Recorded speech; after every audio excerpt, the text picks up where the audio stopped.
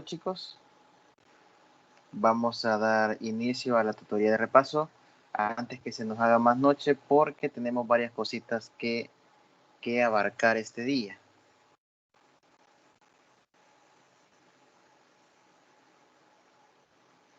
Así que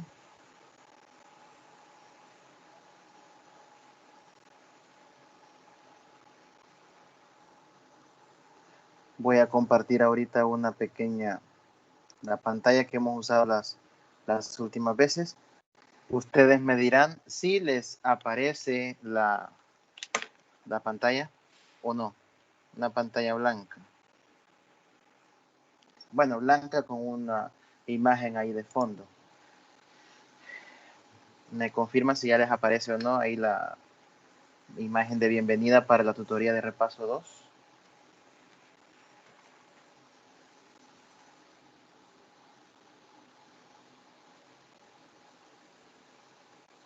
Gracias, Yuri. Bien, en esta tutoría, aquí le hemos puesto tutoría de repaso 2 en la planificación de la materia al inicio del ciclo. La de hoy tendría que ser la 3, teniendo en cuenta que la 1 fue como una tutoría de presentación, ¿no? La que hizo el coordinador, el licenciado Andrés, con todos los alumnos de todas las sedes y prácticamente casi todos los tutores. Esa digamos que es la 1 oficial. Entonces, esta sería en general la tercera de repaso de las que estaban planificadas, pero sería la segunda que formalmente se trata de abordar contenidos. Esta tutoría tuvimos que haberla hecho la semana pasada, si no me equivoco. No, perdón, tuvimos que haberla hecho hace 15 días, si no me equivoco. Tuvimos que haberla hecho hace 15 días, pero por el desfase del examen de admisión y todo lo que hubo de la suspensión de actividades, pues lo terminamos desfasando. Bien, lo que vamos a ver ahora en esta tutoría de repaso tiene que ver con los siguientes contenidos. Vamos a ver un poco de predicados, cuantificadores no mucho, pero sí predicados. Lo de cuantificadores vamos a entrar más a ello en la tutoría del próximo sábado. Buenas noches, Enrique. Vamos a hablar un poco de predicados, vamos a hablar un poco de traducciones al lenguaje natural en el sentido de predicados. Propiedades de cuantificadores no es algo que vamos a abordar tanto ahora. Y luego vamos a ver un poco de validez lógica de argumentos con predicados. No necesariamente en ese orden vamos a abordar los contenidos, pero será lo principal a abordar en esta parte de la unidad 2. Y algunas de esas cosas las vamos a ver hoy. Lo que hoy vamos a trabajar tiene mucho que ver con varios ejercicios que a ustedes les han aparecido en la tarea. Algunos, no todos, pero algunos se van a resolver con algunas cosas que vamos a comentar nosotros hoy. Así que vamos a dar inicio a la primera parte de la tutoría. No sé si ya ustedes estuvieron estudiando o han leído un poco del tema de inferencia lógica o reglas de inferencia. Sin entrar en mayores detalles, solo confírmenme si ya leyeron un poco de esto. Inferencia lógica o reglas de inferencia.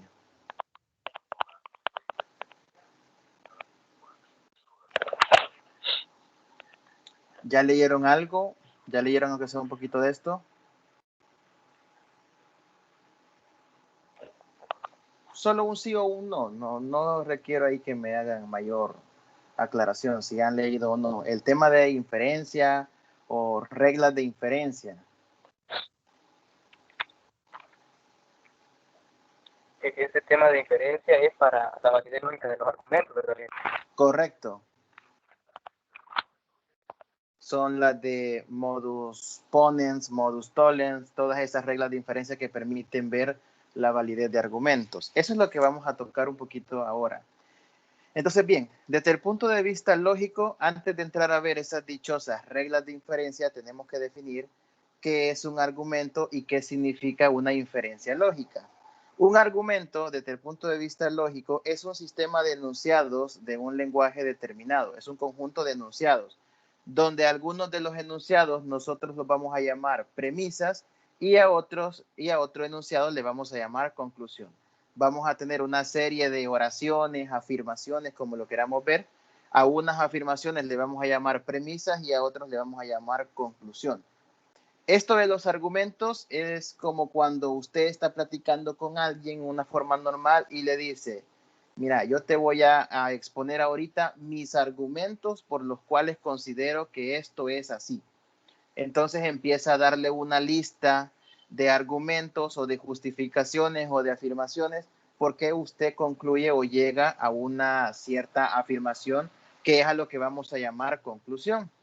Entonces, todos esos argumentos, todas esas oraciones o aseveraciones o afirmaciones que usted le dice a alguien con el objetivo de convencerlo de algo, todas esas afirmaciones son a las que nosotros le vamos a llamar argumentos.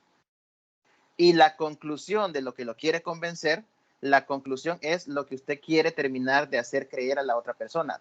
No importa si es verdadero o falso, es lo que usted le quiere dar a entender, de lo que usted lo quiere convencer. Esa es la conclusión.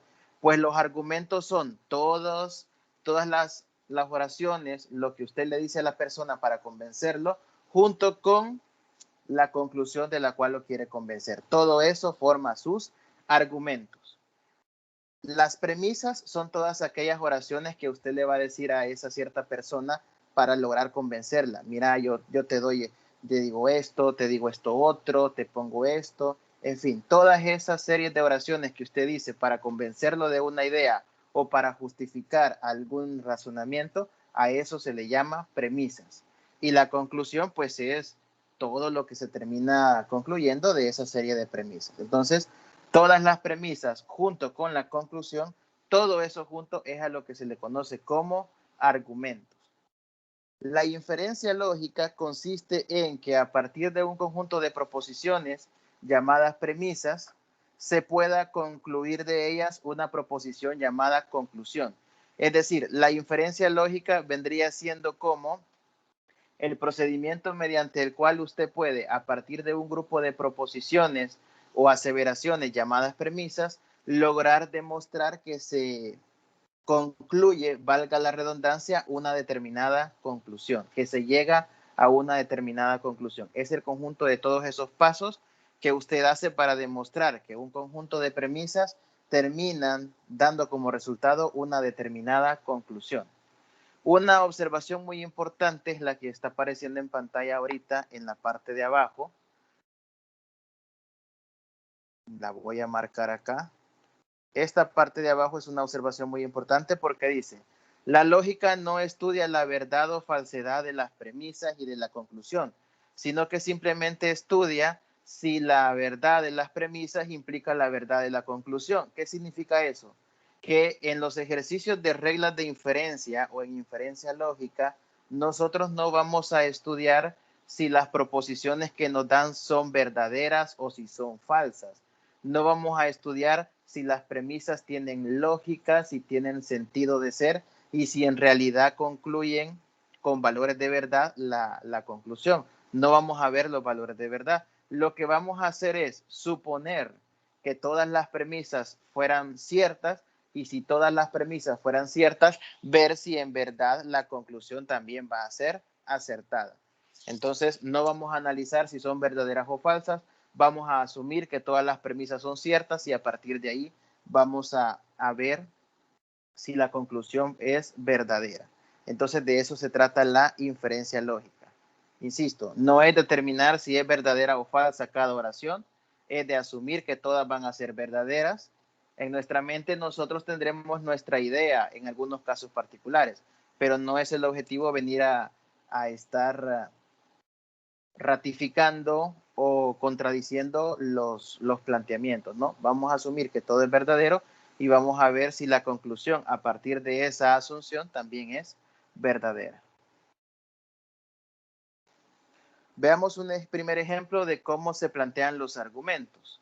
Una forma de presentar los argumentos es escribir inicialmente las premisas, las cuales serán consideradas siempre como verdaderas, que es lo que decía antes, y luego se traza una línea horizontal abajo de las premisas.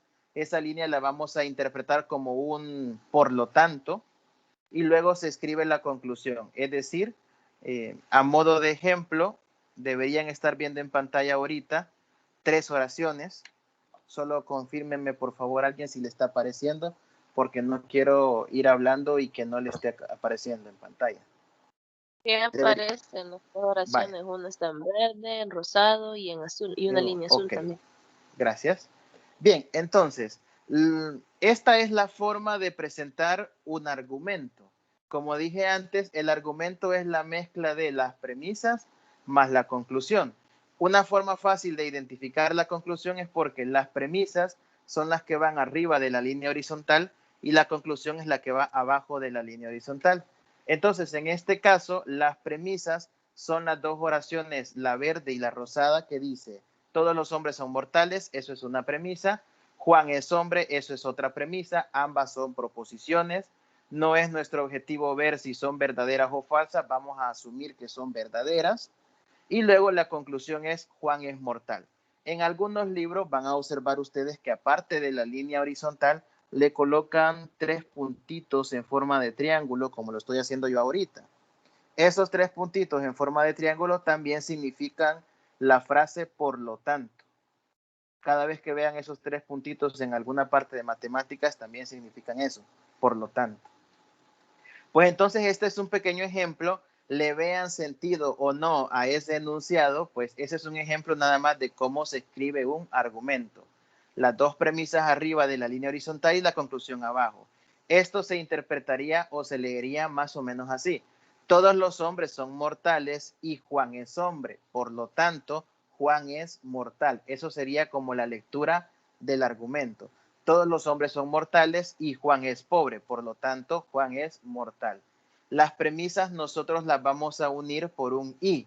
Ese y no se va a ver en este planteamiento. Es un y que no se escribe en el planteamiento de los argumentos, pero que si usted quisiera hacer la traducción a un lenguaje natural, automáticamente se lo pone. Entonces, son cositas que hay que tener claras. Colocamos las premisas, la línea horizontal, luego abajo, si usted quiere, pone los 3 puntitos o no. De todos modos, ya puso la línea horizontal y luego pone la conclusión. Y si le pidieran traducir ese argumento al lenguaje tradicional, entonces pone: todos los hombres son mortales y Juan es pobre, por lo tanto, Juan es mortal. Si no me equivoco, en la tarea hay un ejercicio que es al revés. Le dan a usted todo el enunciado y de ahí tiene usted que sacar las premisas y la conclusión. Es decir, a partir del enunciado tiene usted que escribirlo así como está más o menos acá. Tiene que identificar cuáles son las premisas y tiene que identificar cuál es la conclusión y escribirlo como forma de argumento. El argumento en este caso son las 3 oraciones. Todo esto es el argumento. Todo esto es el argumento. Tanto las premisas que están arriba como la conclusión, que es la que está en azul abajo. Las premisas se suelen representar con las mismas letras que uno nombra las proposiciones. Es decir, eso de que todos los hombres son mortales, usted lo puede escribir con lógica proposicional, con P, Q, R, S y con los conectivos lógicos que ya hemos visto, siempre y cuando usted vea la manera correcta de hacerlo. Pero en muchos casos, las premisas, mejor dicho, se representan también con una letra P. En muchos libros P mayúscula, en otros P minúscula, y nosotros le vamos a poner así: P1, P2, P sub 1, P sub 2. Con esto estamos diciendo premisa 1, premisa 2. No estamos transformando cada oración al lenguaje proposicional, solo le estamos asignando un nombre a toda la oración. Y luego Juan es mortal. Bueno, a las conclusiones muchas veces se le coloca o se le representa por una letra C. En este caso le voy a poner yo que esta es una letra C, solo para simbolizar que es la conclusión. Se lo pongo ahorita al lado derecho, pero puede ir también al izquierdo. Solo que en el izquierdo tengo ahí ya el por lo tanto, que no me permite.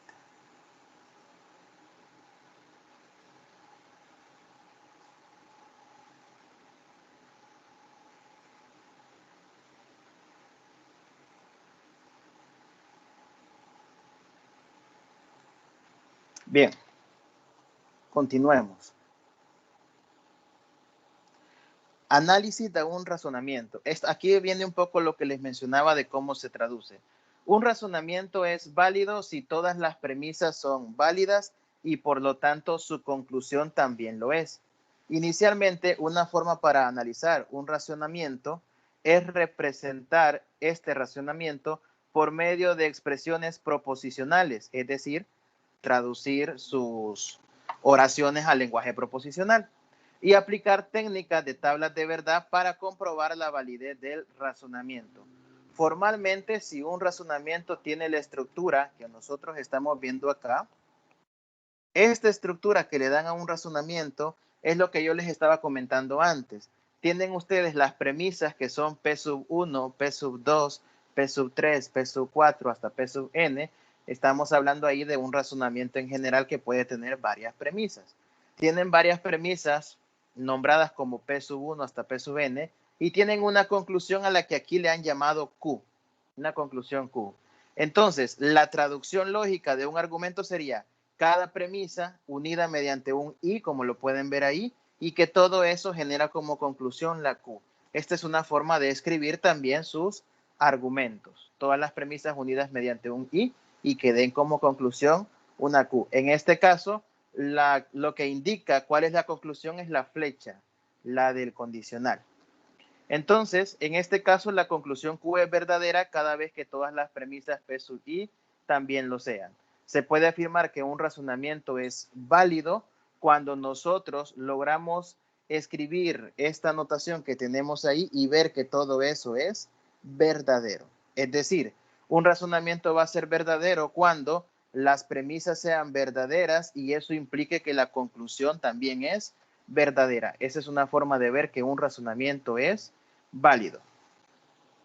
Una forma un poco más sencilla de entender esto es la frase que está al final, que dice, también se puede afirmar que el razonamiento ya colocado acá es válido cuando es una tautología. Esto quizás es, en una primera instancia, la forma más fácil de entender cómo probar que un razonamiento es válido. Usted va a tener sus proposiciones, usted arma su razonamiento, usted traduce todas sus proposiciones al lenguaje lógico proposicional y para ver si ese razonamiento, si ese argumento es válido, entonces usted lo que tiene que hacer es simple y sencillamente, lo que tiene que ver para saber si es un razonamiento válido es ver que toda la proposición que ha armado completa ya con el y con la conclusión que todo eso es una tautología, ¿sí? En muchos libros, si nosotros revisamos esta parte de reglas de inferencia, usted en más de una ocasión verá ejercicios donde hacen tablas de verdad a medias. ¿Por qué hacen tablas de verdad a medias? Porque están buscando solamente analizar los casos donde todas las premisas sean verdaderas y donde la conclusión Q sea verdadera y ver que esas terminen dando verdadero. Entonces no se vaya a extrañar de que encuentre ejemplos resueltos de reglas de inferencia con tablas de verdad donde los razonamientos le digan que son válidos simple y sencillamente en ciertos casos, ¿no? No se extrañe ver una tabla de verdad incompleta o a la mitad. Es muy común hacerlo. Pero para no complicarse, porque a veces a uno le cuesta entender un poco por qué hacen eso, para no complicarse, independientemente de qué valores tome, toda la tabla de verdad le tiene que dar verdadera en la última columna de trabajo.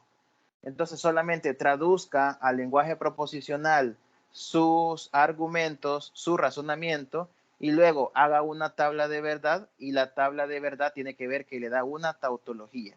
No ande viendo cuáles combinaciones va a tomar, cuáles va a descartar, hágala completa y toda la tabla de verdad tendrá que darle una tautología. Veamos un pequeño ejemplo. Aquí está. Tenemos el siguiente razonamiento con sus premisas y la conclusión. El razonamiento al final es toda la unión de las premisas y la conclusión. Entonces, nos dicen que una premisa es si tuviera carro estaría viajando, la otra premisa es no estoy viajando y la conclusión es no tengo carro. La conclusión es no tengo carro. Entonces les decía, si tuviera carro estaría viajando, no estoy viajando, esas son las premisas y luego no tengo carro, esa es la conclusión. Pasando esas premisas al lenguaje proposicional, lo estamos viendo aquí al lado derecho. Si tuviera carro estaría viajando, es un P implica Q. En este caso, el P sería tengo carro. Lo voy a poner aquí abajo. P sería tengo carro. Y Q sería estoy viajando, por ejemplo.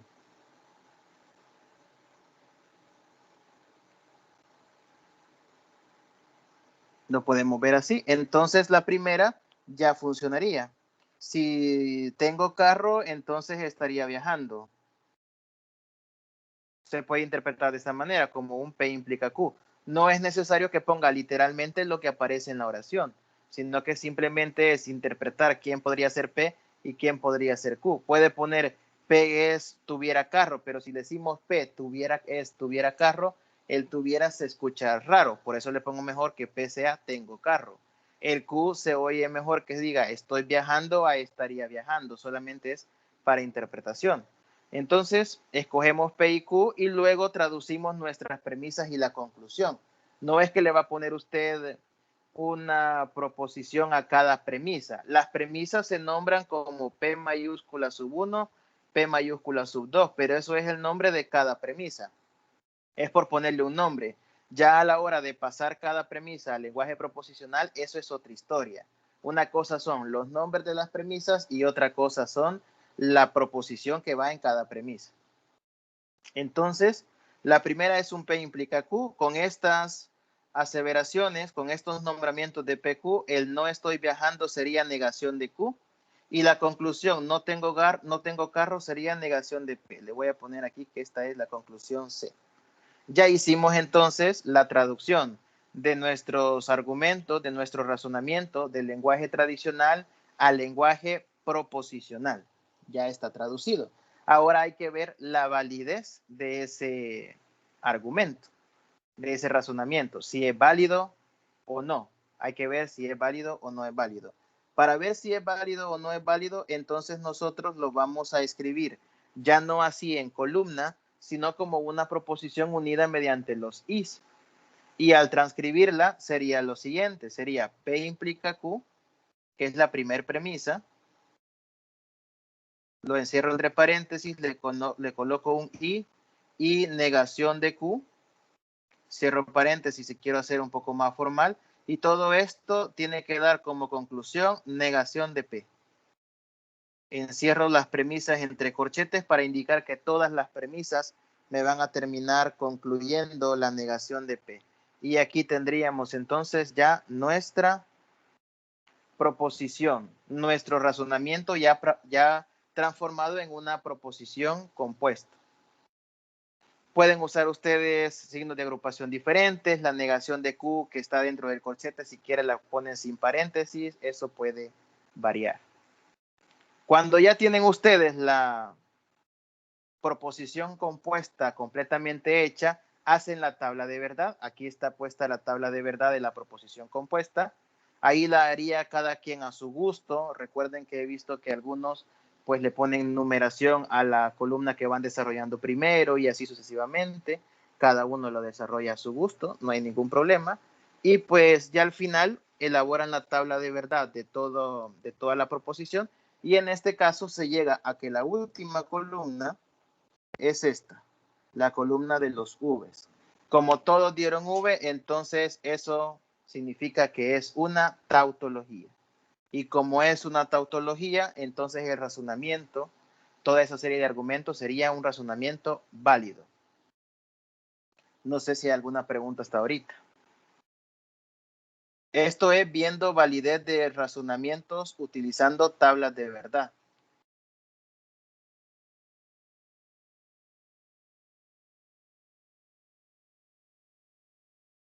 ¿Alguna pregunta?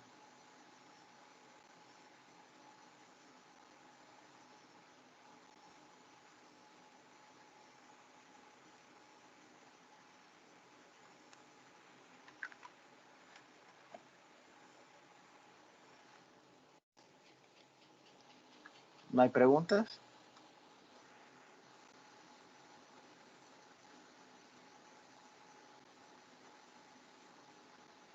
Bueno.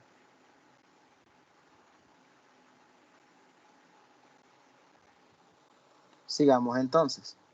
Esta es una forma de ver razonamientos, gracias Cindy, esta es una forma de ver razonamientos o validez de razonamientos usando tablas de verdad. Sin embargo, en algunos casos no será decisión de uno qué método utilizar para ver la validez del argumento, la validez del razonamiento. Las tablas de verdad, digamos que es un método que puede ser largo o corto según el tamaño del razonamiento, pero de que pega, pega. Por ejemplo, en la tarea tienen ustedes un razonamiento que tiene como 10 premisas, es uno bien largo. Tienen un montón de premisas y hay que ver la validez, hay que demostrar ciertas cosas ahí. No le piden ver la validez porque no le dan la conclusión, le piden llegar a una cierta conclusión. Pero entonces ahí pueden ver ustedes que si en ese argumento le pidieran ver la validez del argumento por tablas de verdad, sería una tabla de verdad bastante extensa, porque tienen un montón de premisas y de todos ellos solo una conclusión, y esa sería de ver si es una tautología.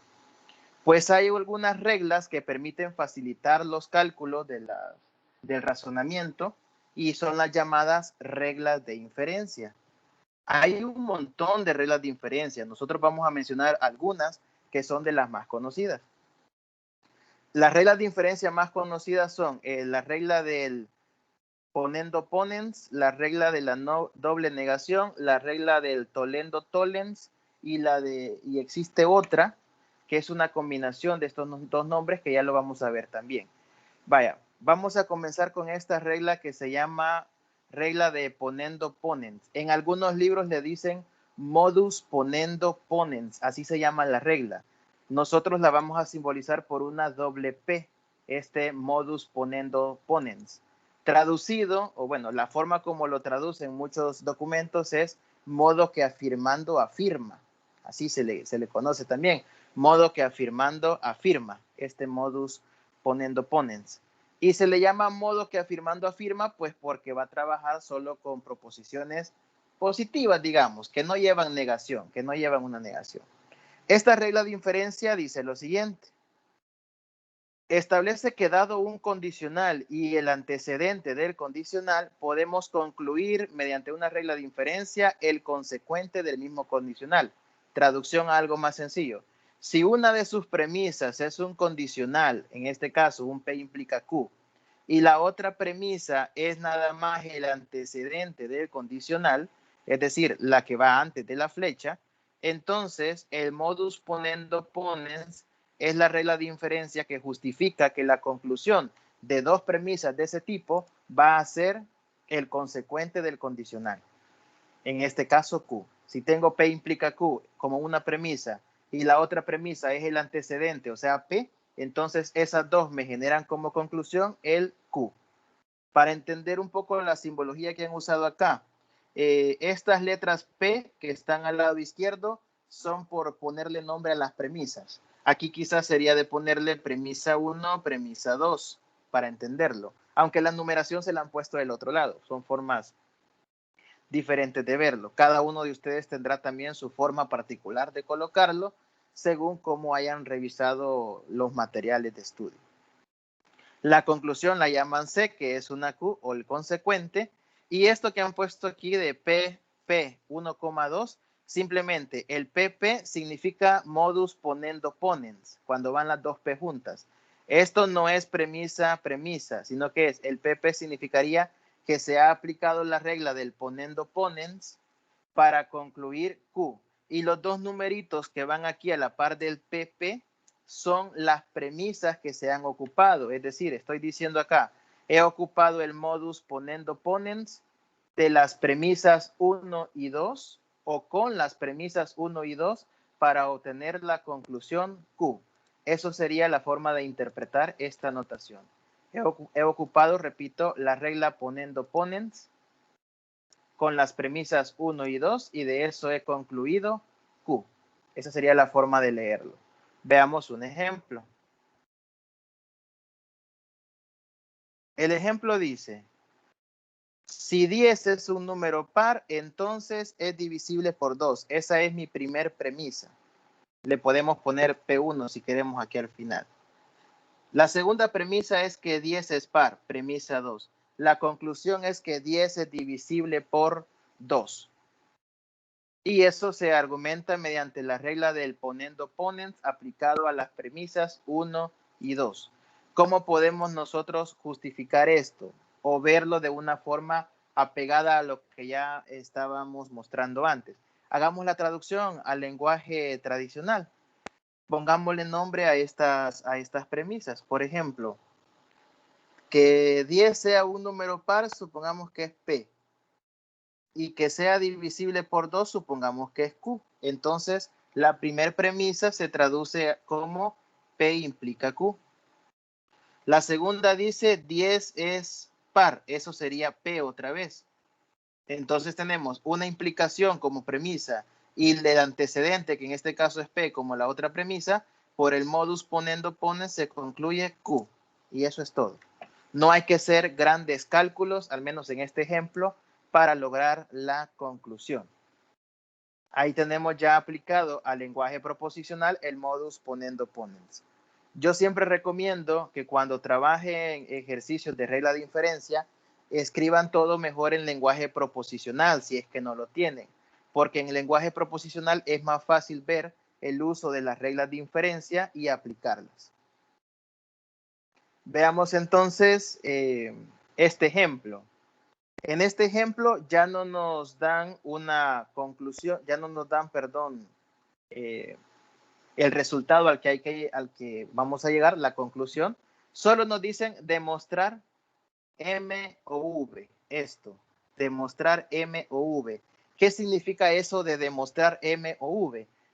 Significa que tiene que probar mediante reglas de inferencia que al tener una cierta cantidad de premisas que ya le van a estar dando, de esas premisas va a obtener como conclusión M o V. En este caso tenemos tres premisas. La premisa 1, la voy a numerar, bueno, aquí está numerado, pero lo voy a poner aquí a la par, es la negación de H implica M o V. La premisa 2 es Q o P implica negación de H. Y la premisa 3 es Q o P.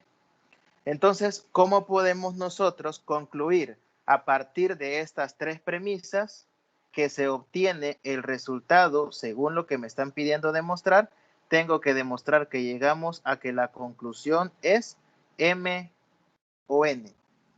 Tenemos que llegar usando reglas de inferencia a esa conclusión. Bueno, cuando usted le den tres premisas y no solo dos, usted tiene que empezar a jugar con irlas tomando de dos en dos.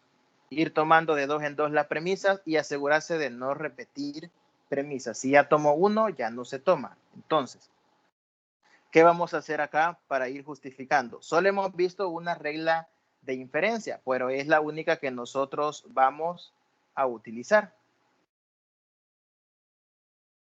¿Qué vamos a hacer acá? Pues, ¿a qué le podemos aplicar nosotros regla del modus ponens o modus ponendo ponens? Pues se la podemos aplicar, como podemos ver acá, a la premisa 2 y a la premisa 3. ¿Por qué? La premisa 2 dice Q o P implica negación de H. La premisa 3 tiene solo Q o P. Q o P, todo eso es el antecedente en la premisa 2. Entonces nosotros vamos a decir lo siguiente. Para llegar a la conclusión, y lo podemos ir argumentando así, por modus ponens, o ponendo ponens, como lo quieramos llamar, o por el PP, le puede poner así. Por modus ponens en la premisa 2 y la premisa 3, se concluye lo siguiente. Se concluye que Q o P implica negación de H, y si tenemos Q o P, esto da como resultado negación de H. De la premisa 2 y la premisa 3, por modus ponens, podemos obtener como resultado o como conclusión la negación de H, o sea, el consecuente de nuestra implicación. A esta negación de H, que no la tenemos como premisa original, a esta le ponemos nosotros ahora un número. A esta sería una conclusión para nosotros, pero a esta le vamos a asignar nosotros el número 4. Las premisas están numeradas de 1 a 3, entonces a esta le vamos a poner ahora nosotros un número 4. Que significa que esta no es tanto una premisa, sino que es una primera conclusión. Aquí ven ustedes que están numeradas las premisas 1, 2, 3. Entonces, a esos números es a los que hago referencia yo en la primera aplicación del modus ponens. A esta le puedo poner yo número 4, que es una proposición número 4, o también le podemos poner que esto sea la conclusión 1. Le podemos poner conclusión 1 o número 4. Ustedes sabrán, el punto es asignarle algo que me la represente, porque después tenemos lo siguiente. Por modus ponens, las premisas 2 y 3 ya las usé, no las vuelvo a usar, pero por modus ponens, en la premisa 1 y la conclusión 1, le voy a poner yo acá, por modus ponens en la premisa 1 y en la conclusión 1, tenemos lo siguiente. Negación de H implica M o N. Y de la conclusión 1 obtuvimos negación de H. Entonces eso da como resultado M o N, que es el consecuente. Y ya obtuvimos la respuesta deseada. Ya obtuvimos como resultado el M o N, que es a lo que el ejercicio nos pedía llegar. Los que nos pedían demostrar que sale como conclusión. Así que ahí tenemos un ejemplo donde hemos empleado 2 veces la regla del modus ponens o modus ponendo ponens. No sé si tienen alguna pregunta.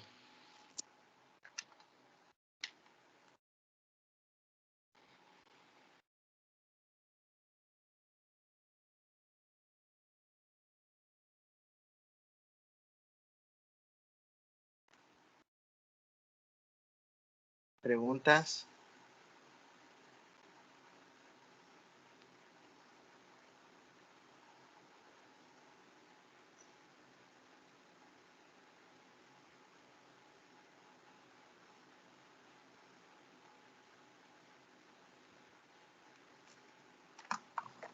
¿No?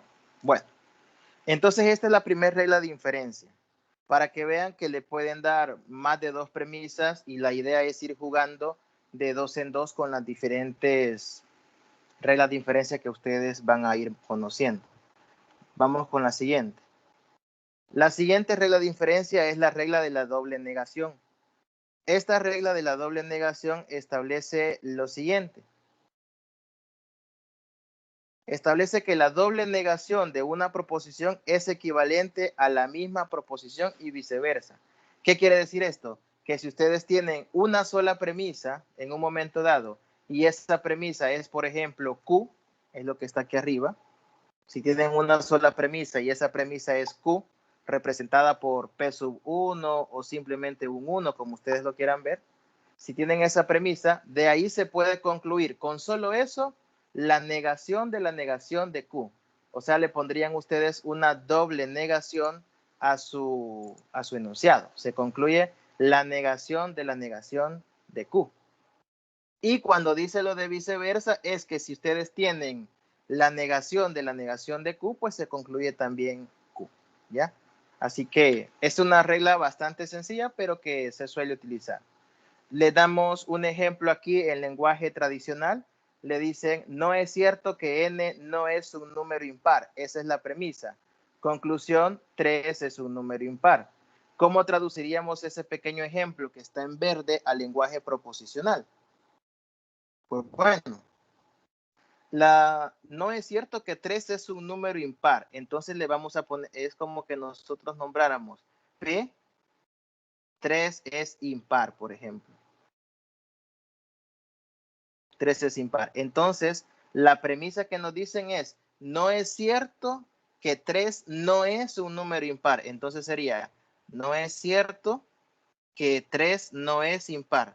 O sea, sería la negación de la negación. Esa sería la premisa. Esta sería la premisa 1. Y la conclusión sería, según la regla de la doble negación, sería 3. La conclusión de una proposición es la negación de la negación y viceversa. La conclusión de la negación sería la misma proposición. Y aquí estoy poniendo 3, pero es P. La negación de P da como conclusión solamente P. ¿Qué es lo que hemos puesto aquí? Que 3 es un número impar. Ahí tenemos entonces una representación de esta regla de inferencia.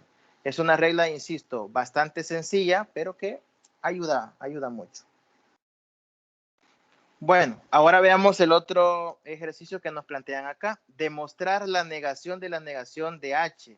Es decir, tenemos que usar las 3 premisas que aquí nos dan, premisa 1, 2 y 3, y vamos a ver o a demostrar que vamos a llegar a la conclusión negación de H. Tenemos que demostrar que se llega a la negación de H. ¿Cómo podemos mostrar nosotros que se llega a eso? Bueno, ya vimos la regla del modus ponendo ponens y ahora la de la doble negación. Es nada más cuestión de usar ambas, de ser necesario. Entonces, ¿cómo las vamos a usar? Pues como son 3, veamos si podemos jugar con 2 de ellas. Vamos a ver cómo podemos jugar con 2 de estas ecuaciones.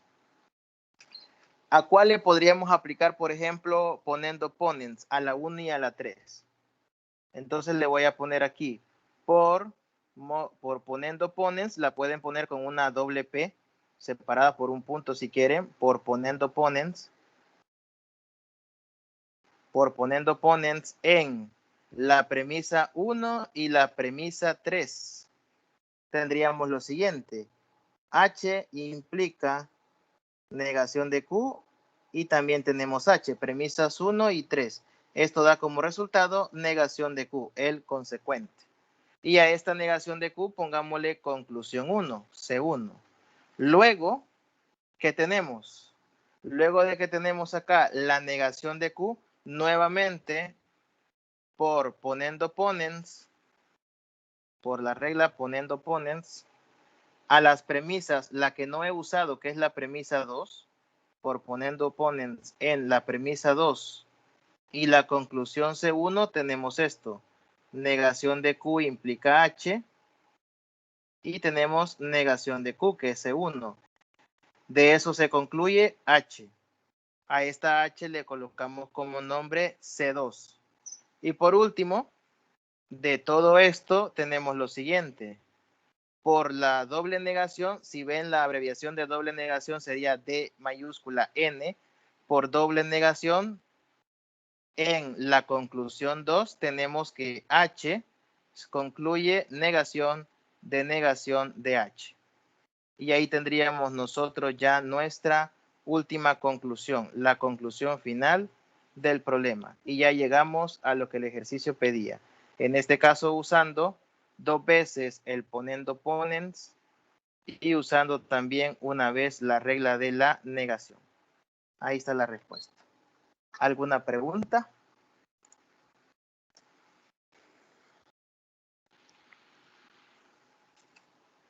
¿Preguntas?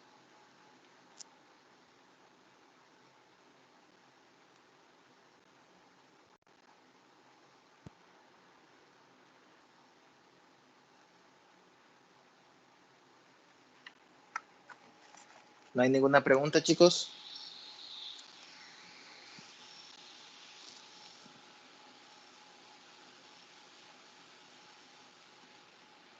Noten que no hay que hacer grandes operaciones, pero sí tener mucho cuidado con cuándo aplicar cada regla y siempre ir de 2 en 2. 2 premisas o una premisa con una de las conclusiones que van sacando hasta llegar a la conclusión final. Los nombres que ustedes usen para las premisas y las conclusiones que van sacando, se los dejo a criterio de cada quien, como ustedes consideren conveniente nombrarlos. No es necesario usar la notación que aquí utilizamos, pero ustedes sabrán qué notación han visto o han leído que les ayuda a entender mejor. Bien, sigamos entonces con la siguiente regla. Estas son de las más usuales. Tenemos la regla del tolendo tollens. Esta traducida significa la regla que negando niega. porque utiliza negaciones.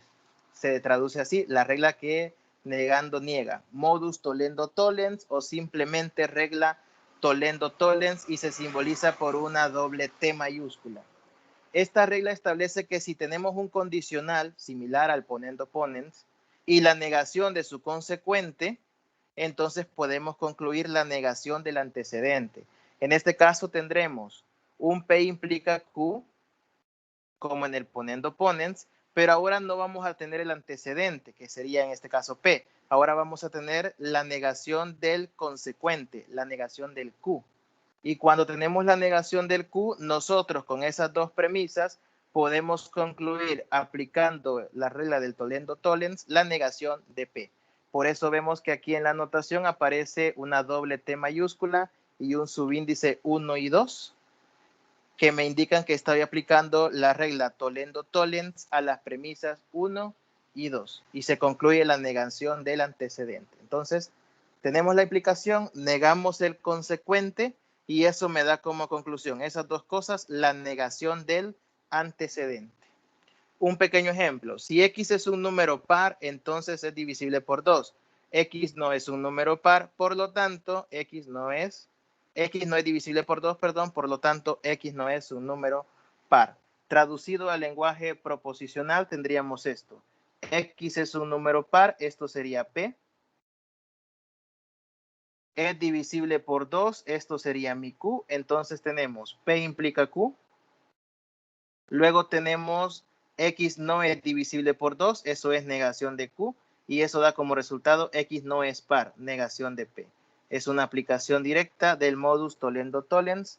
Aquí solo hay que hacer la corrección que se le ha puesto que la conclusión es por ponendo ponens, pero en realidad sería tollendo tollens TT aplicado a las premisas 1, 2. Así que ahí tenemos ya un pequeño ejemplo de la aplicación de esta regla del modus tollendo tollens, modus que negando niega.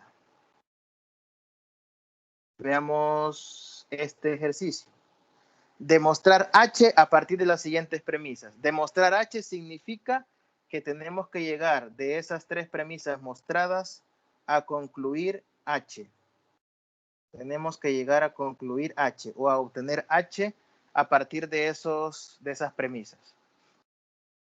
Colocamos premisa 1, premisa 2, premisa 3. Hoy ya tenemos tres reglas que podemos usar. Ponendo ponens, tollendo tollens y la de la doble negación. ¿Cuáles son las que nosotros vamos a ocupar? Vamos a ir de dos en dos. Según lo que tenemos acá, Q implica P, negación de P implica negación de S y también tenemos negación de P. Podemos ocupar la premisa 1 y la premisa 3 y usar tollendo tollens. Entonces ponemos por tollendo tollens en la premisa 1 y la premisa 3. Por tollendo tollens en la premisa 1 y la premisa 3 tenemos lo siguiente. Bueno, esta no la voy a poner esta flecha porque puede confundir. Tenemos Q implica P y tenemos negación de P. Aplicando modus tollendo tollens a estas dos premisas, esto me da como conclusión negación de P. Y a esta le pongo conclusión 1. Negación de Q, perdón. La negación del antecedente. Note que aquí tengo las proposiciones P y Q cambiadas de posición con respecto a cómo está la regla del tollens, del tollendo tollens. En el tollendo tollens era P implica Q, pero no hay problema, no hay que guiarse por qué letra es, sino por si es el antecedente o si es el consecuente. Entonces tenemos Q implica P, se niega P, que es la negación del consecuente, y eso me da como resultado la negación del antecedente por la regla del tollendo tollens. Una vez obtenida esta primera conclusión, ¿qué más podemos obtener? Ya usamos la premisa 1 y 3. Ahora necesitamos usar la premisa 2. Necesitamos usar la premisa 2. ¿Cómo usamos la premisa 2? Teniendo la conclusión 1 por ahí. ¿Cómo podemos usar esto?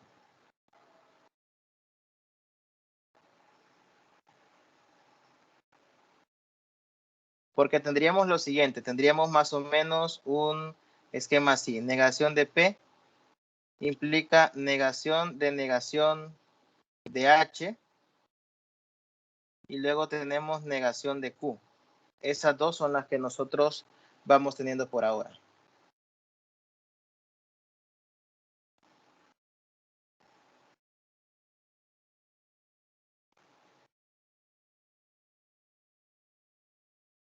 No se podría aplicar, si ustedes se fijan. Aquí no se puede aplicar ninguna regla de la que nosotros hemos visto hasta ahorita. ¿Por qué? Pues porque las que hemos visto son tollendo tollens, modus ponendo ponens, y en ese caso, tanto el antecedente como el consecuente, uno de ellos dos debería repetirse en la siguiente premisa, cosa que en este caso no sucede en la premisa 2, que es la que no se ha trabajado, y en la conclusión 1, que es la que hemos obtenido. Para efectos de poner en práctica lo que hemos visto, voy a hacer yo un cambio y a la premisa 2 no le voy a poner negación de P en el antecedente, sino que le voy a poner negación de Q. Le voy a poner negación de Q. Al ponerle negación de Q, entonces sí ya tenemos un ejercicio al que se le puede dar solución con lo que hemos visto, para no meternos en otros problemas. Ahí tenemos negación de Q implica negación de H, y aquí estaríamos ocupando modus ponendo ponens en la premisa 2 y la conclusión 1. Y aplicando ese modo, tendríamos que la conclusión de estas dos sería el consecuente negación de H. Y por último, por doble negación, a esta le voy a poner conclusión 2.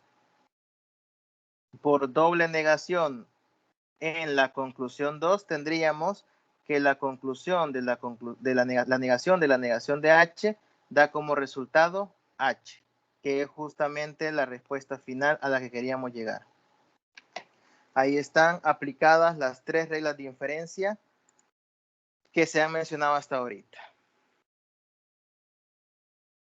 Ahí el ejercicio tenía un pequeño error en la premisa 2, no era negación de P al inicio, sino que era negación de Q. No sé si hay alguna pregunta con este. Este ya era uno más completo que necesitaba emplear las tres reglas. Nótese que a pesar de que eran tres premisas al inicio, no es que se agarran dos, se saca una conclusión y ya con esa conclusión y la premisa sobrante bastaba, ¿no? A veces hay que aplicarle más. En algunas ocasiones también ustedes pueden aplicar reglas de equivalencia, álgebra de proposiciones, para transformar sus premisas en algo equivalente y luego aplicarle regla de inferencia. Por ejemplo, a la proposición 2 le podrían aplicar de entrada una regla de equivalencia en el sentido que la negación de H es la misma H. Es la ley de la doble negación en equivalencias lógicas. Entonces ahí le quedaría también negación de Q implica H para, entre comillas, simplificar un poco el proceso. Bueno, no sé si tienen alguna pregunta con esto.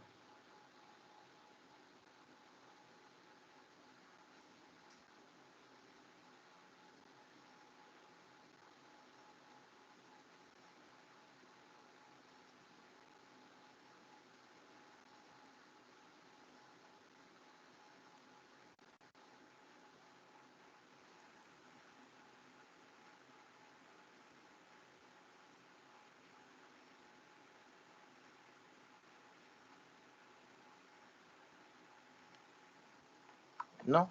¿No? Bueno, sigamos. Hay otras reglas de inferencia que por cuestión de tiempo no las vamos a manejar o no las vamos a mencionar mucho ahora, pero que para efectos de la participación, la segunda participación que tienen que hacer ustedes en esta parte para ganarse los 2 puntos extra del primer parcial, se las voy a dejar de que ustedes la expliquen con un ejemplo, por si alguien quiere hacer la segunda participación. Creo que hay alguien que me lo dijo en el chat que confirmó que sí, entonces le voy a hacer la asignación de una de estas reglas que todavía no vamos a mencionar para que le expliquen la participación. Una de ellas, por ejemplo, es esta que van a ver acá, la regla de adjunción, La regla de adjunción es una regla de inferencia.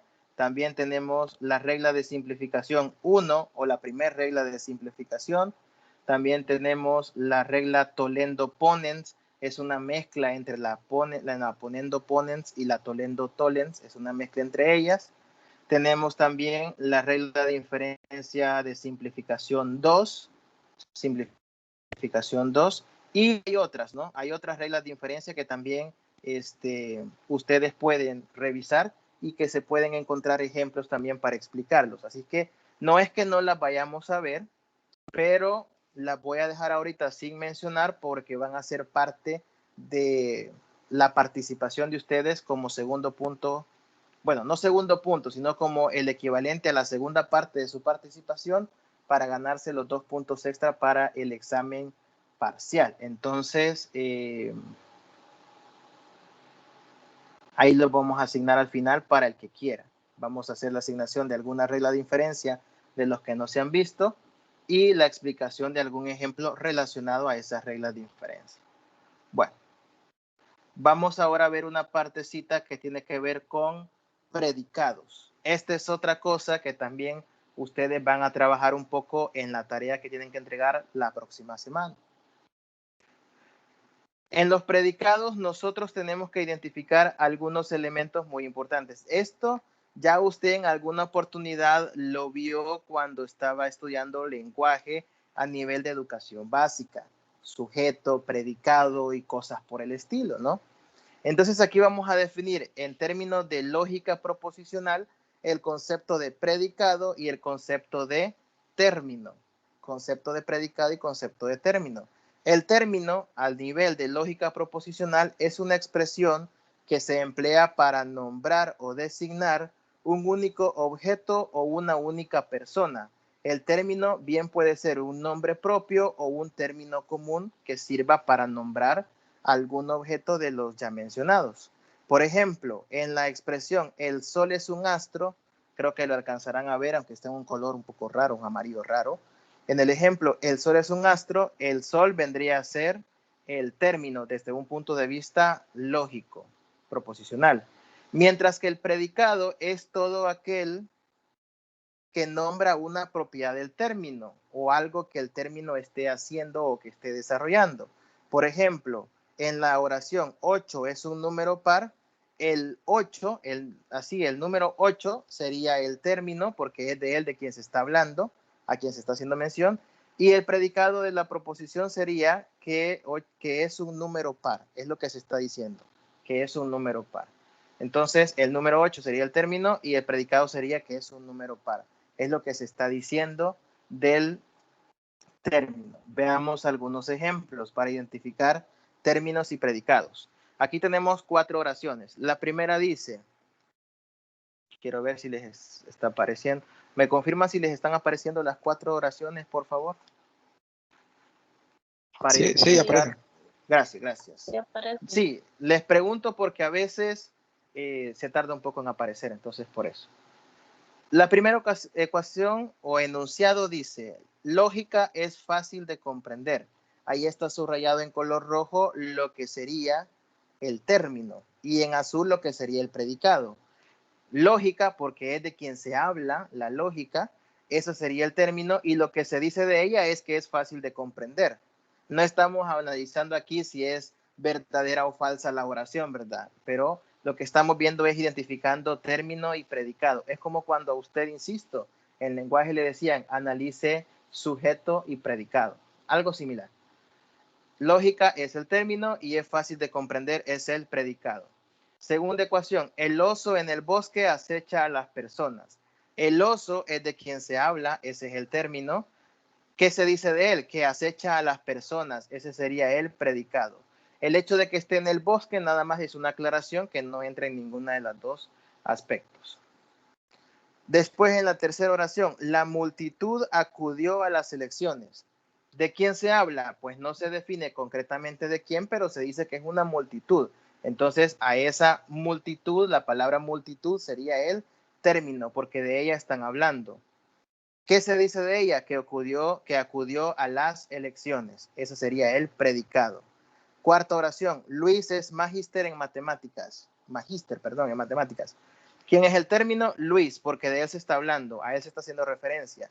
¿Qué se dice de él? Que es magíster en matemáticas. Entonces, ahí tenemos 4 ejemplos de cómo identificar término y predicado. Vamos a ver.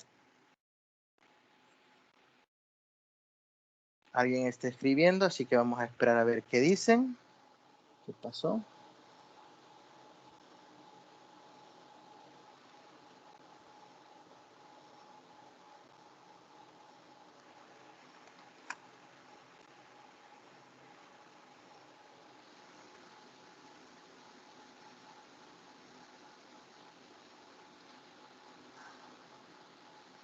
No sé si alguien estaba escribiendo o quería decir algo. Vi que alguien estaba escribiendo.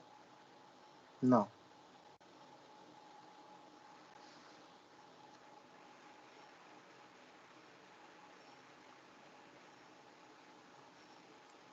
Bueno, quizás vi mal, o no sé. Ok, entonces ahí tenemos la identificación del término y el predicado. ¿Por qué es importante ponerle atención a esto? Porque en la tarea, y sigo haciendo referencia a la tarea, en la tarea hay una parte donde le habla también de predicados. Por aquí la tengo a la mano. En la tarea hay un ejercicio, particularmente es el ejercicio, el problema 5. Le dice sea E de X el predicado, X es estudiante, P de X el predicado, X es profesor, y R de XY el predicado X le ha hecho una pregunta a Y. Vaya. Ya vamos a llegar a la parte de cómo se hace esa representación simbólica de los predicados, pero lo importante ahorita es entender qué es un predicado. El predicado es algo que se dice de los llamados términos en lógica proposicional. Es una característica o propiedad que se menciona de los términos o algo que simplemente están haciendo, algo que se cumple. Entonces, por ejemplo, en la tarea, cuando le dicen que un predicado es X es estudiante, entonces X viene siendo las veces del término, que no sabemos qué es, pero se está refiriendo a algo desconocido. X es el término. ¿Y qué se dice de X? Que es un estudiante. En lógica, eso se representa de la manera que usted puede ver en el problema 5 que dice E de X. Ya vamos a explicar cómo es que se llega a esa notación. Pues aquí le piden en el problema 5 analizar la forma lógica de las siguientes proposiciones.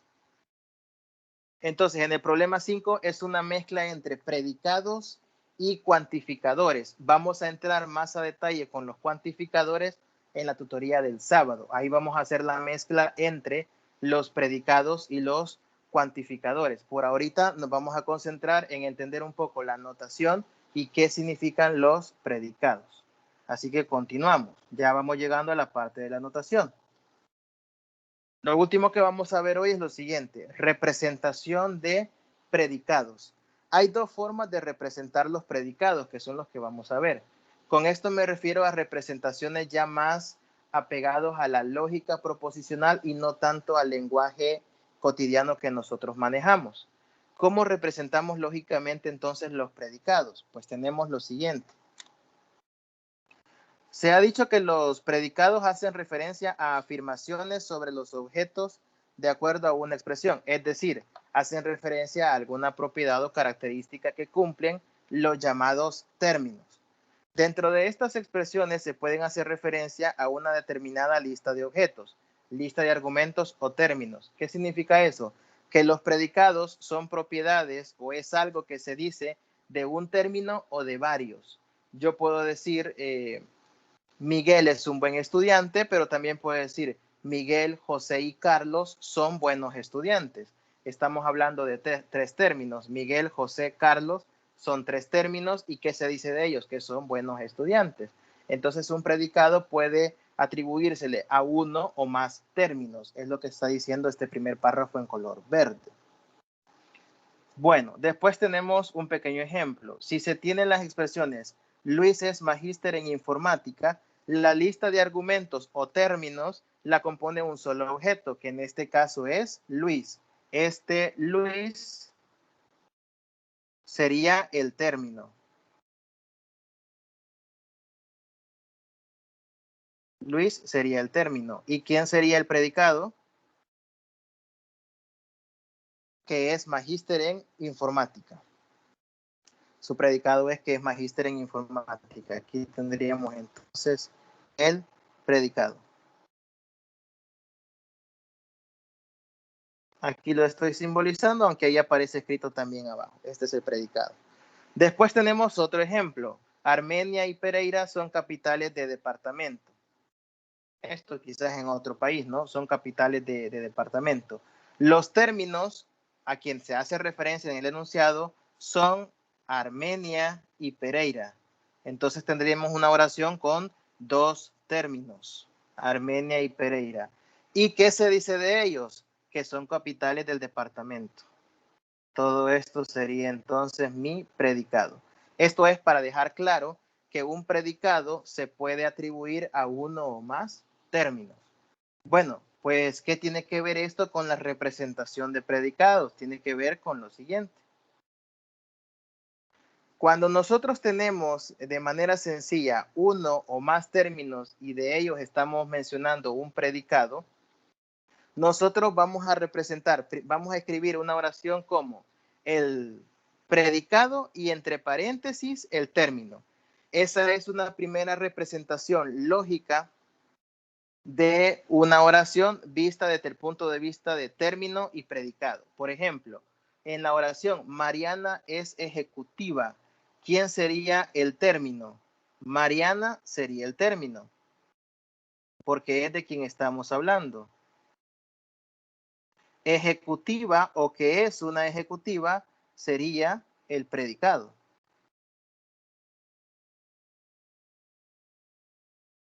Entonces su representación está en esta forma. Ejecutiva entre paréntesis Mariana. Tomamos, por decirlo así, una palabra principal del predicado que me permita generalizarlo todo, una o dos palabras que me permitan resumir o generalizar el predicado, y entre paréntesis colocamos el término o los términos a quienes hace referencia el predicado. Por eso es que aquí se le pone ejecutiva, que sería como una palabra que representa al predicado, y entre paréntesis Mariana, que vendría siendo el término. En el segundo ejemplo, Armenia es la capital del departamento de Quindío. ¿De quién se está hablando en esa oración? ¿De quién o de quiénes se está hablando? Se está hablando de Armenia, se está hablando de Armenia y se está hablando también de Quindío. Hay dos lugares de los cuales se está hablando. Entonces, estos dos vendrían a ser términos de la oración. Porque de los dos se está hablando. ¿Y qué se está diciendo de ellos? Bueno, que tenemos una capital de departamento, que una es la capital del departamento de la otra. Entonces, que sea la capital del departamento sería un predicado y entre paréntesis pondríamos los nombres de los términos a los que está haciendo referencia el predicado. Normalmente, cuando hay dos términos, el predicado que se toma es uno que sirve obviamente de nexo entre los dos términos. Entonces es como que dijéramos, el predicado está relacionando a los dos términos. El predicado que está fuera del paréntesis está relacionando a los dos términos. Lo importante de esto es notar que escribimos tal vez no todo el predicado completo, pero sí una o dos palabras que lo representen de una forma muy global. Y luego entre paréntesis colocamos la lista de términos que aparecen en la oración. Si solo aparece un término, pues colocamos uno. Si aparecen varios, pues colocamos dos o los que sean necesarios. Esta es una primera manera de ver la representación predicado-término. Pero nosotros la que vamos a utilizar es la siguiente. Nosotros la que vamos a utilizar es la siguiente, por acá. La representación de predicados forma 2. Esta representación de predicado forma 2 significa que le vamos a asignar nombres al predicado y a los términos. Una letra por lo general es lo que se les asigna. Por ejemplo, tenemos la expresión Barcelona es campeón. No estamos viendo si esa es verdadera o es falsa, ¿verdad? Entonces, Barcelona es campeón. ¿De quién estamos hablando? Del Barcelona. Ese es el término. ¿Qué estamos diciendo del Barcelona? Que es campeón. Ese es el predicado, que es campeón. En la anotación anterior nosotros pondríamos campeón Barcelona. O sea, lo pondríamos así. El predicado primero, campeón.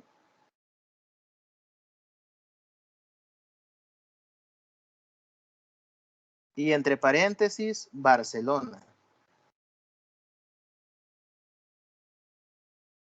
El predicado que es campeón y entre paréntesis, Barcelona. Esa sería la forma de verlo mediante la representación pasada. Pero, ¿qué es lo que vamos a hacer ahora nosotros? Ahora, al término le vamos a asignar una letra que lo represente. Por lo general, los términos se representan con la letra X, Y, Z, R, S, son las más usuales. Mientras que los predicados se representan con P, Q, también con R, S, T, cosas por el estilo. Entonces, en este caso, le llaman al predicado de que es campeón, le llaman C, y al término Barcelona le llaman I. Utilizan la C y la I. Y en vez de colocar campeón entre paréntesis Barcelona, pues colocan esto, C sub I. Con esto estamos diciendo predicado C, término I. Esta notación, insisto, es para la parte lógica proposicional. Otra forma de representar esto, con la cual ustedes se van a familiarizar más, es esta, C entre paréntesis I. C entre paréntesis I. Esta es la otra forma de ver la notación predicado término. Predicado la letra de afuera, término la letra de adentro. Y aquí tenemos algunos ejemplos. María es una enfermera, la simbolizan como E sub M. En ese caso, E le están llamando a que sea enfermera, M a María. Federico es un socio del club, Federico sería la F, es un socio del club, sería la S mayúscula. Juan viaja rápidamente, Juan sería la R, viaja rápidamente sería la V.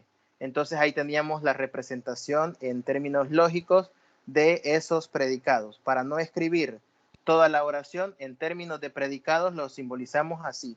Una letra mayúscula con un subíndice minúsculo. Letra mayúscula el predicado, letra mayúscula el predicado, letra minúscula el término. Puede ir como subíndice, aunque lo más natural es que vaya entre paréntesis.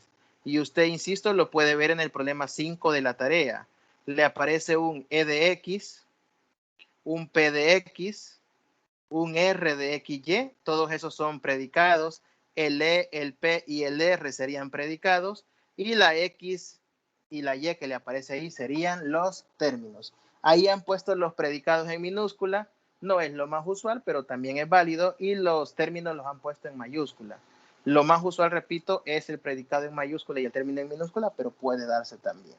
Así que esta es una parte de representación de predicados, que es lo que teníamos que cubrir ahora, para dar pie a cómo trabajar predicados con cuantificadores en la tutoría del próximo sábado. No sé si tienen alguna pregunta con esta notación o con lo que hemos hablado hoy.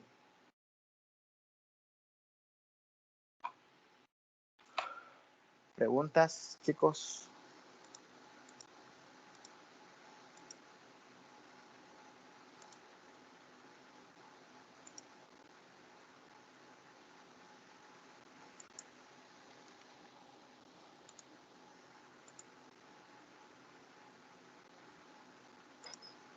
Por el momento no mucho, solamente Ok. la parte de los argumentos, ¿cómo? Argumentos de los argumentos. Ajá. Creo que son. ¿Sí? Sí, no me quedó muy clara, pero supongo que la repasaríamos el sábado. La parte de los argumentos. Ajá. Bueno, lo que pasa es que los argumentos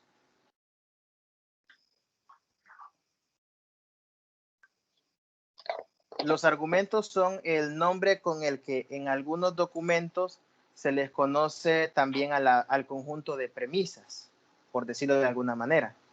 O sea, cada premisa también en muchos casos es conocida como argumento. Un argumento lógico, pues, es un conjunto de premisas, por decirlo así. O sea, toda la totalidad de las premisas que uno tiene en un razonamiento es a lo que se le conoce como argumentos lógicos. Lo voy a poner acá nuevamente. Aquí está. Por argumentos entendemos un sistema de enunciados de un lenguaje determinado. Uno de esos enunciados es designado como la conclusión y el resto como premisas. O sea, es la totalidad de las premisas más la conclusión.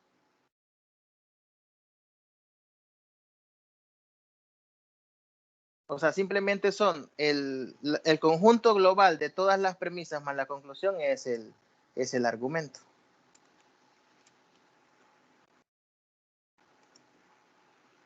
No es algo que nosotros, digamos, tengamos que identificar normalmente en un problema, porque lo que a nosotros nos va a preocupar de identificar en un problema son las premisas y la conclusión, eso. Pero solamente necesitamos saber que la totalidad de todos o el conjunto de todos ellos son llamados argumentos. Por ejemplo, bueno, no sería de gran relevancia. no es de tan relevante, digamos, para resolver un problema. Supongo que lo dice por la parte del problema 2 también, porque en el 2 dice establecer la validez lógica de los siguientes argumentos y detalle cada una de las reglas de equivalencias o inferencias que utilizó en cada paso. Como le digo, el argumento es nada más el conjunto global de tener sus premisas y tener su conclusión. Verificar la validez del argumento es lo mismo que verificar la validez del razonamiento. En algunos casos hay libros que le dicen argumentos, hay otros que le dicen razonamientos, pero eso al final es tener todas las premisas, tener la conclusión y aplicar lo de modus ponendo ponens, modus tollendo tollens, doble negación y las otras reglas de inferencia que hay, aplicar todo eso para llegar a la conclusión que se le pide, o utilizar el criterio de la tabla de verdad que les decía, pasar sus premisas y su conclusión a un lenguaje lógico proposicional, a una proposición compuesta, sacar la tabla de verdad y ver que la tabla de verdad es una tautología. Entonces, pero insisto, tanto como que vamos a identificar específicamente de todo esto qué es el argumento, no, el argumento es la colección de todo, no es algo que afecte tanto en el desarrollo del problema.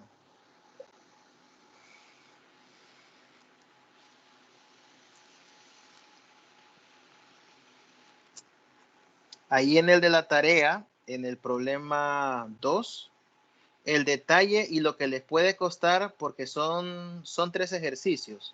En el problema 2 se divide en 3 partes.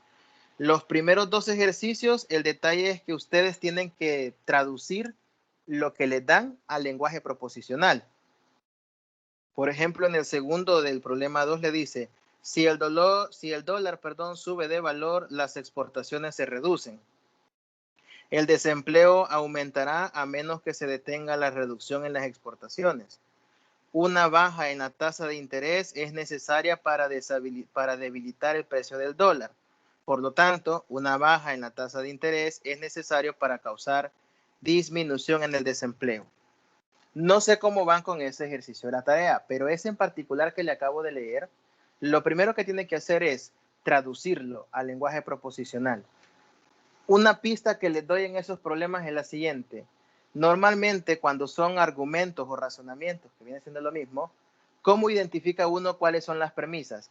Cada línea que termina en un punto es una premisa. Los puntos separan las premisas. Entonces en ese párrafo, cada vez que usted lea algo y llegue a un punto, esa es su premisa. Lo que va después de ese punto es otra premisa y así. Los puntos por lo general separan las premisas. Y la frase, por lo tanto, separa la conclusión. Ahí en lo que acabo de leer, y ustedes lo van a identificar sin ningún problema, hay una frase que dice por lo tanto. Lo que está después del por lo tanto es la conclusión. Y todo lo que está antes, separados por puntos, son sus premisas. Entonces ahí tiene sus premisas, solo que desglóselo. Cada oracióncita separada por un punto es su premisa y luego lo que va después del por lo tanto es su conclusión. Cuando ya lo tenga desglosado así, entonces usted lo traduce al lenguaje proposicional. No es necesario que utilice en todas las premisas letras diferentes. Habrán algunas premisas que estén relacionadas con otras y que lleven las mismas letras, ¿no? Entonces, ahí lo va a ir analizando usted. Eso es lo que tendría que hacer en el 1 y en el 2. Bueno, no están numerados, pero en los primeros dos del problema 2. Y en el tercero ya le dan todo en proposiciones. Le dan 8 proposiciones y ahí es de darse gusto con reglas de inferencia. Con reglas de inferencia, bueno, aquí no lo restringe, quiero ver. Bueno, y detalle cada una de las reglas, equivalencias.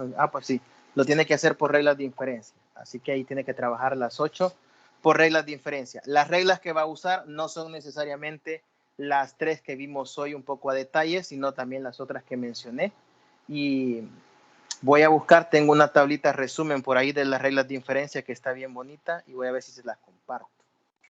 Bueno, no sé si tiene alguna pregunta adicional. No, solamente eso sería. Ok. Vaya, con lo... Ajá.